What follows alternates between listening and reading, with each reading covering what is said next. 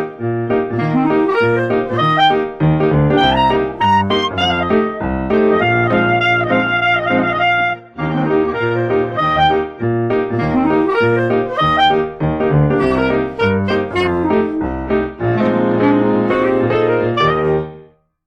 everyone, I am Manik, member of Finance and Investment Cell, Shahid Bhagat Singh Evening College, and I welcome you in the weekly podcast of our cell, the Finance Burrito. Today's podcast topic is mutual fund and individual investment. For the same, we have Ashurpreet Singh with us, who is ACCA affiliated and currently working as a fund accounting specialist in City. So welcome Ashurpreet. Okay, so thank you, Manik, for a really good introduction of mine. So I would like to tell myself a bit more about my qualification and my experiences. So I'm an ACCA affiliate. I'm currently working as a fund accounting specialist in City Corp Services India Private Limited. Apart from that, I'm also a CA dropout, and I have also had some accounting experience in a firm in Noida. So let's get started with the podcast. The very first thing which everyone wants to know is what are mutual fund and is there any type of it? Yes, there are many types of mutual fund, but first of all, let us understand about mutual fund and investing in mutual fund. Yeah. So, mutual fund is a, you can say this, it is a pool of funds by various investors, which are professionally managed by fund managers. Okay. Okay, so fund manager can be an individual, can be an organization, any kind of that.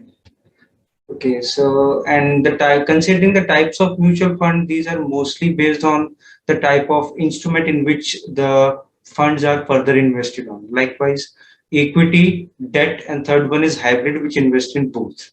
Okay. And further bifurcation in case of equity, it can be based on market capitalization, likewise small cap, mid cap, large cap, and even multi cap, flexi cap funds, which keep on changing their ratio, but as per the SEBI guidelines only.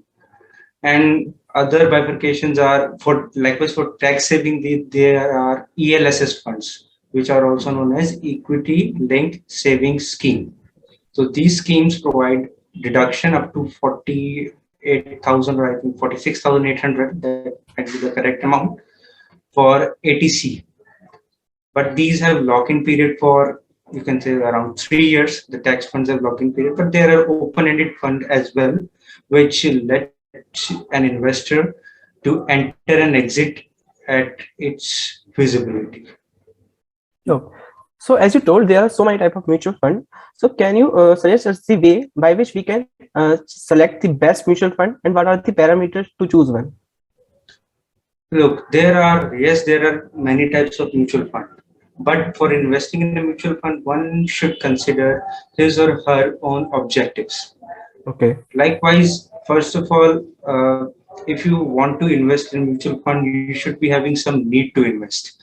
Likewise, you want to buy a car or an expensive phone, or you might be saving for a, you can say, for marriage in future, that might be later in 8 to 10 years, or whatever might be the time period be. Okay, Yeah. so first of all, in choosing a mutual fund depends on the need or Purpose. objective. Second one is risk appetite, the kind of, or you can say the level of risk one is ready to assume, or you can say one is ready to take for the investment. Okay, so that is how these are the basic scenarios for layman. But when you get into the technicals, like when you want to analyze a fund fundamentally, the first and foremost thing is the standard deviation, which Okay. tells us about the variability, likewise upside and downsides of an investment, how often it deviates, goes ups and down. Okay, you can say if the deviation is higher, it means it frequently turns into negatives and positives. Like with the standard deviation of 25 indicates that it can go 25% above and 25% below the level currently it is trading at. So similarly, there are other ratios which are particular generally used. I'm going to talk about three of them. First one is Sharpe ratio, Mhm. second one is Sortino, and the third one is Trenor ratio. So the Sharpe ratio takes into consideration the, you can say, the risk premium, like was the current return less the fixed return, or you can say the risk-free return, whatever it is, divided by the standard deviation. The standard deviation is the total standard deviation, which is considering both upside and downside exposures. Okay, so it covers the total risk that the fund is assuming. Okay, Hmm. and the other one is Sortino ratio, which only takes into consideration the downside exposures. That how much you earn or how much return you get for each downside of the fund, or you can say downside return or downside variability of the fund.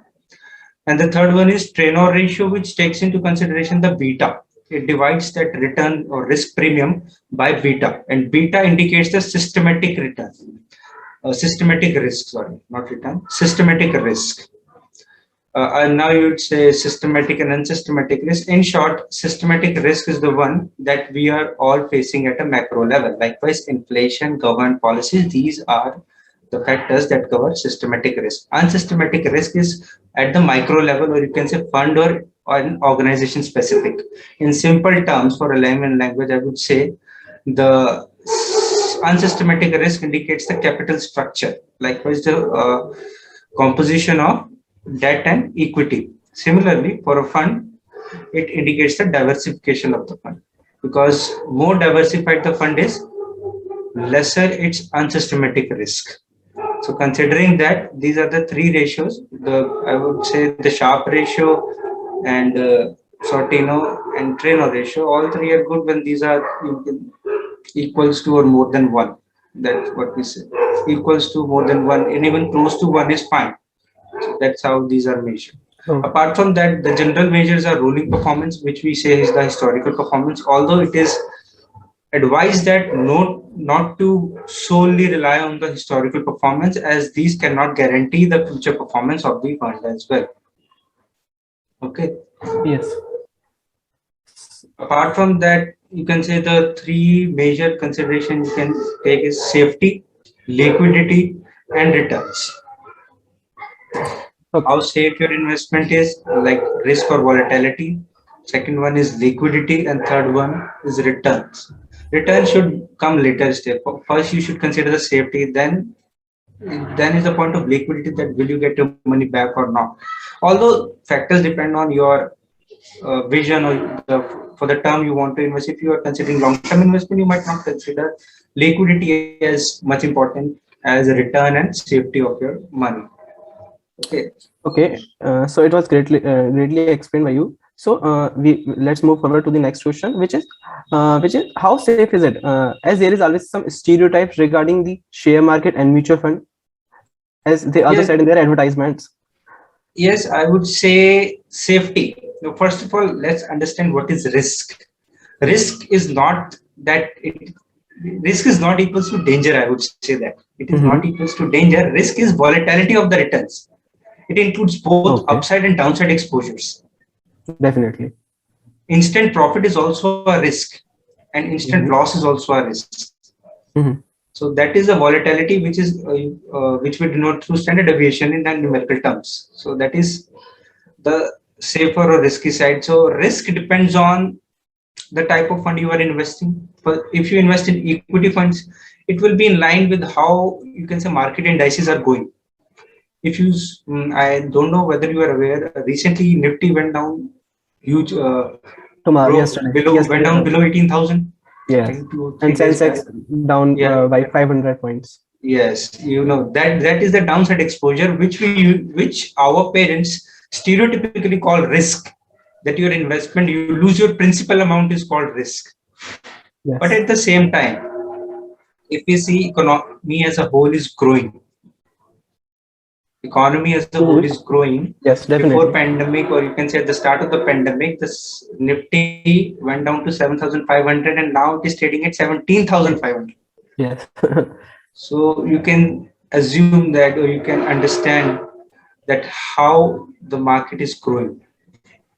Okay, so and the and same safe different or types. risk side, you can say stereotypically it has been because due to loss of principal amount, that there it happens because our investment is subject to market risk if we invest in market. Okay, so for that purposes, SEBI has its regulations, so that Hmm. unfair trade practices do not take place. So mutual funds are governed by SEBI because SEBI governs the stock market as well. So that is the part of safer. You can say it is also regulated by SEBI, and from returns point of view, there will be variability. But if you want to reduce the variability, you can also always choose. You can say safer or less volatile funds. Apart from equity, you can go to debt funds, but the return will be lower in that case because debt fund represent the return that the economies or RBI is offering on loan, which is very low from an equity fund.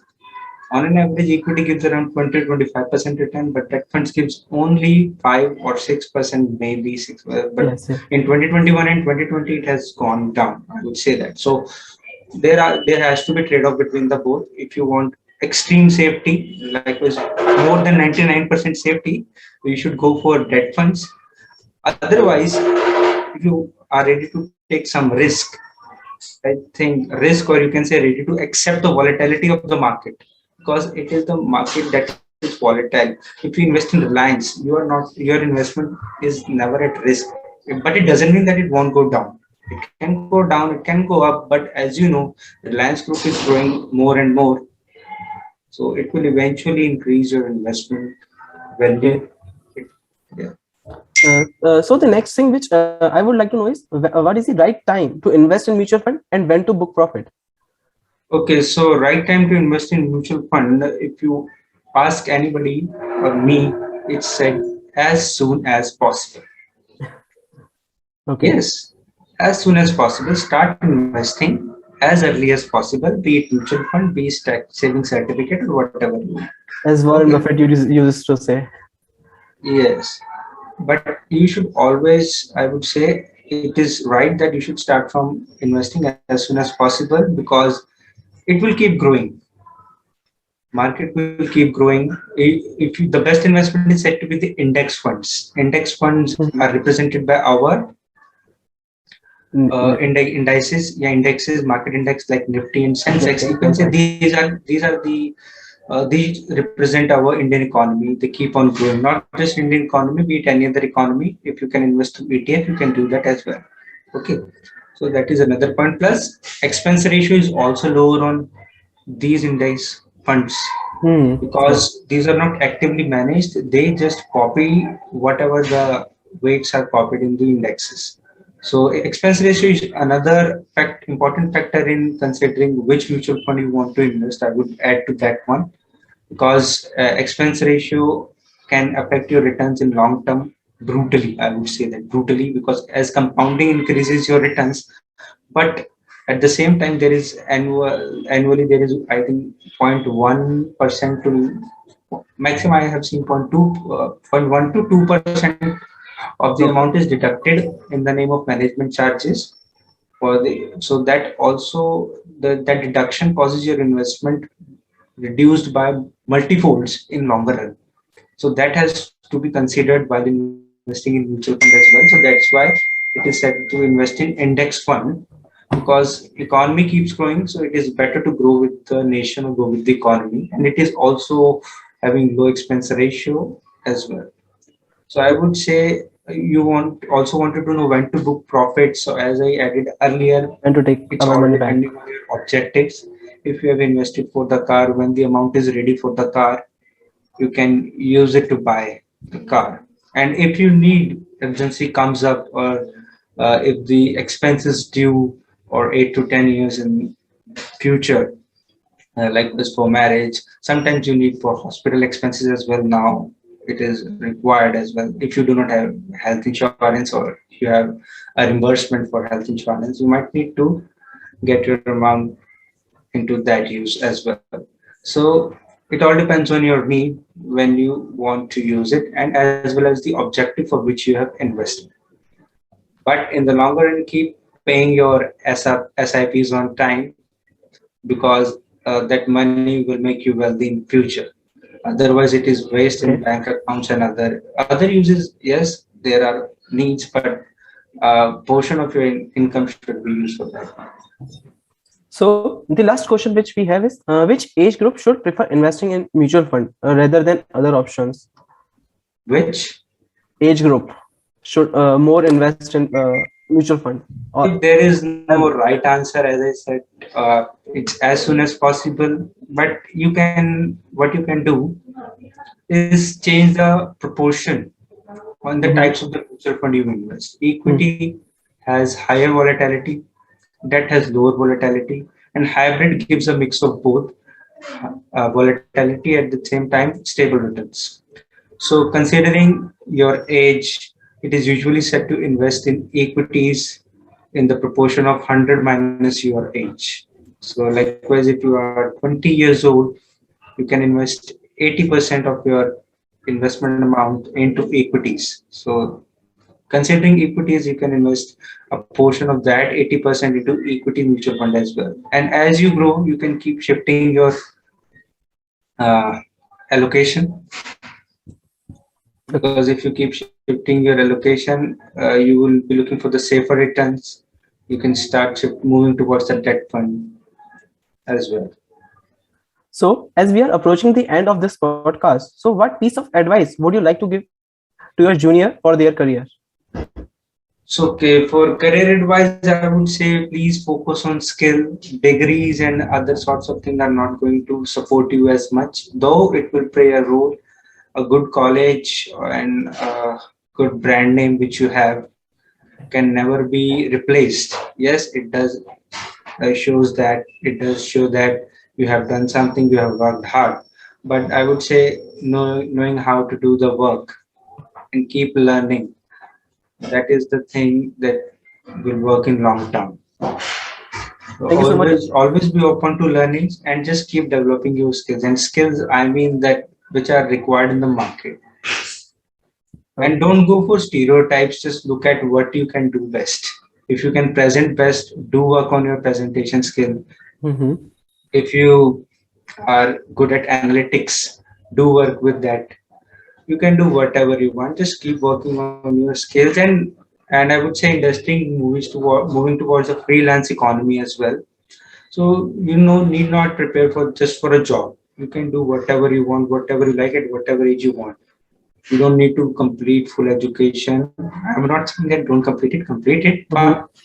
at the same time, do what you can do, work side by side, do freelancing work. I would say that will add to your experience. It will also increase your entrepreneurship skill, because you will be dealing with the client directly by yourself. You might not get the deal, but you will get the experience for that. So, thank you so much, Ashubrit, for sharing so much of your knowledge and giving us your time.